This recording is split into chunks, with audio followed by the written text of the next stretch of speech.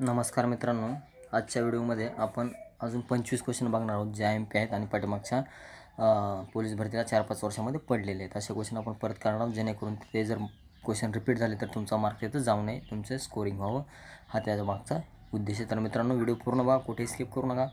आणि जर तुम्ही चॅनलवर नवीन असाल तर चॅनलला सबस्क्राईब करा, तसेच व्हिडिओला लाईक करायला सुद्धा विसरू नका आणि आपल्या जवळच्या मित्रांना नक्की शेअर करा. बघा, पहिला क्वेश्चन आहे, महाराष्ट्राच्या 2011च्या जनगणनेनुसार एकूण साक्षरता किती टक्के आहे?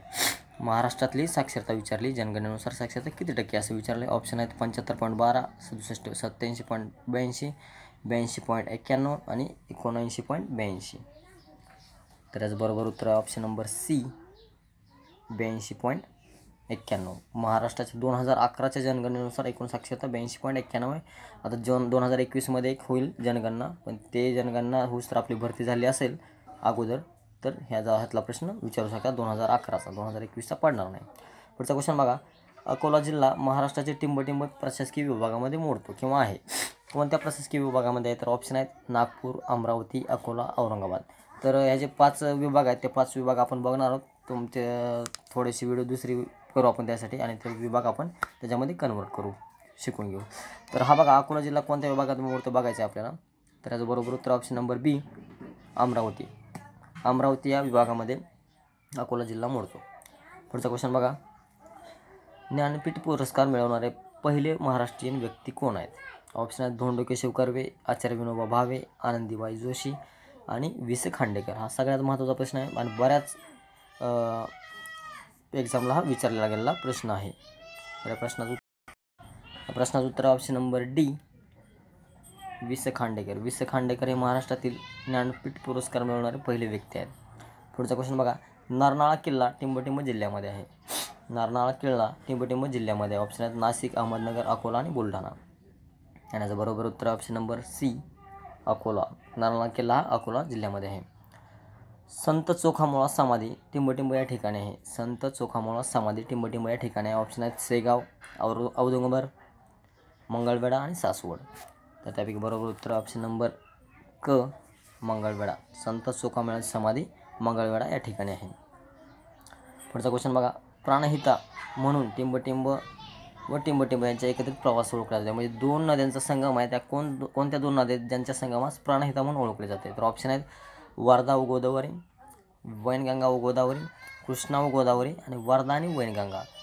तर या प्रश्नाचं बरोबर उत्तर ऑप्शन नंबर डी, वर्धा व वैनगंगा या 2 नद्यांच्या संगमास प्राणहिता म्हणून संबोधलं जातं. पुढचा क्वेश्चन बघा, डॉक्टर आंबेडकर तंत्रज्ञान विद्यापीठ टिंबटिंब या ठिकाणी आहे. ऑप्शन आहेत रामटेक, लोणेर, मालवण आणि नांदेड. तर त्यामध्ये या प्रश्नाचं बरोबर उत्तर ऑप्शन नंबर बी, लोणेर या ठिकाणी डॉक्टर आंबेडकर तंत्रज्ञान विद्यापीठ आहे.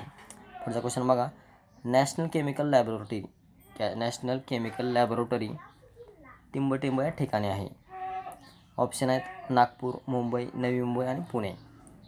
तर यापैकी बरोबर उत्तर option number D, Pune. National chemical laboratory ही पुण्यामध्ये स्थित आहे. तर मित्रांनो, आपण बरेचसे क्वेश्चन बघितलेले हे पडणारच आहेत. कोणत्या ना कोणत्या एक्झाममध्ये तुम्हाला दिसतील प्रश्नपत्रिकांबरोबर.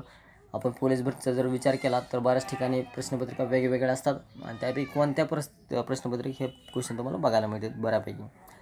तर हे फक्त बघायचं म्हणून बघू नका, तर ते पाठच करून ठेवा जेणेकरून हा प्रश्न पडल्यानंतर आपल्याला आला नाही असं झालं नाही पाहिजे.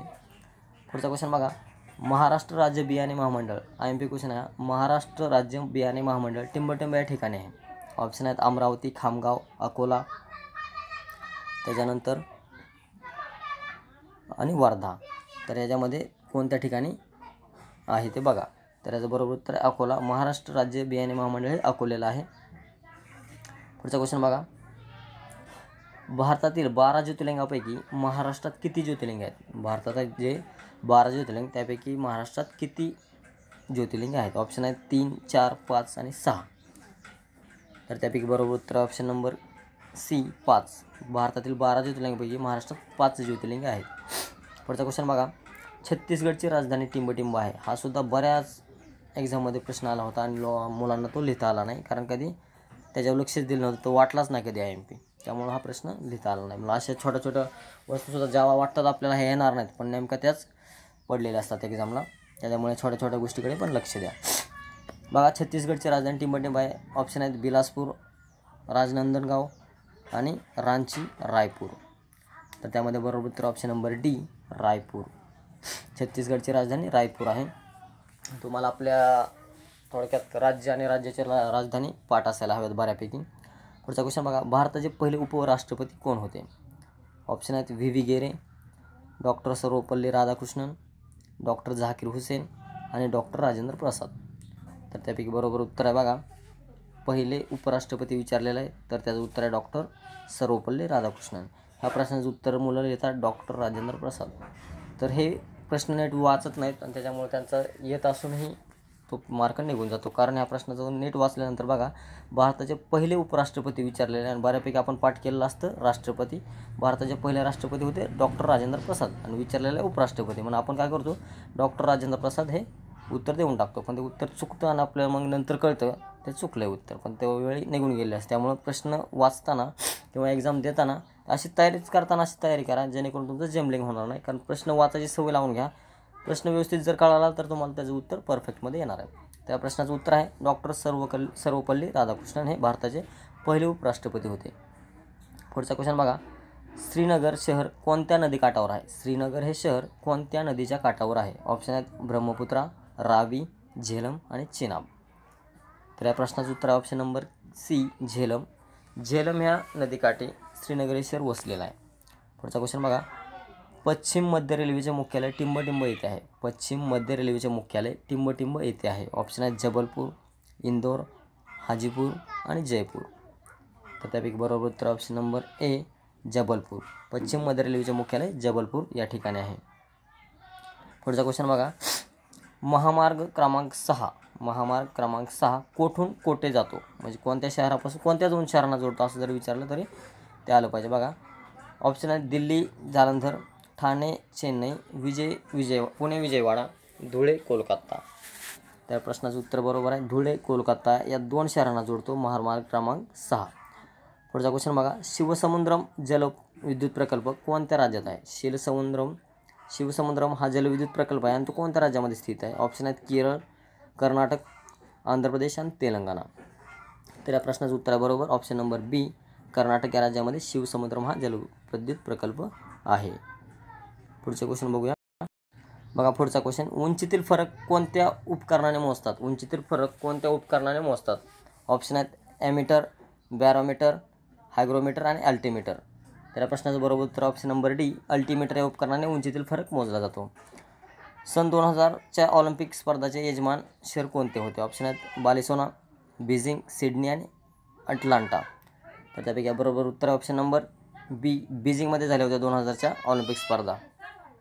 पुढचा क्वेश्चन बघा, महाराष्ट्राचे सध्याचे पर्यावरण कॅबिनेट मंत्री गुगामल राष्ट्रीय उद्यान कोणत्या जिल्ह्यात आहे?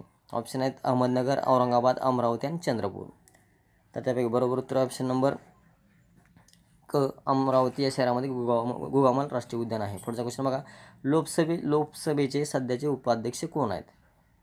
तर ह्या प्रश्नाचं उत्तर ऑप्शन नंबर डी तंबी दुराई. हे तेव्हाचा प्रश्न आहे मित्रांनो, आता वेगळे असतील आताच्या बघा करंटमध्ये. पुढचा क्वेश्चन बघा, भारताचे WTO म्हणजेच वर्ल्ड ट्रेड ऑर्गनायझेशनमधील कायमचे प्रतिनिधी कोण आहेत? तर बघा ऑप्शन आहेत अजित डोवल, अजित कुमार, दीपक गुप्ता आणि UK सिग्ना. तर या प्रश्नाचं बरोबर उत्तर ऑप्शन नंबर बी अजित कुमार. पुढचा क्वेश्चन बघा, पंडित शिवकुमार शर्मा कोणत्या वाद्याचे प्रसिद्ध वादक आहेत? तर ते आहेत ऑप्शन नंबर डी बरोबर आहे संतूर. पुढचा क्वेश्चन बघा, खालीलपैकी कोणाला बुकर पुरस्कार मिळालेला नाही? तर या प्रश्नाचं उत्तर बरोबर आहे बघा ऑप्शन नंबर डी ED रेडमन यांना बुकर पुरस्कार मिळालेला नाही.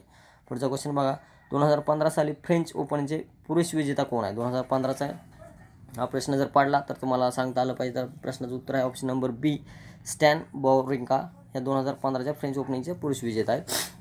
आणि आपण 25 क्वेश्चन बघितलेले, 25पैकी किती बरोबर आले ते तुम्हीच सांगा मला कमेंट बॉक्समध्ये. पण ही व्हिडिओ पूर्ण बघा.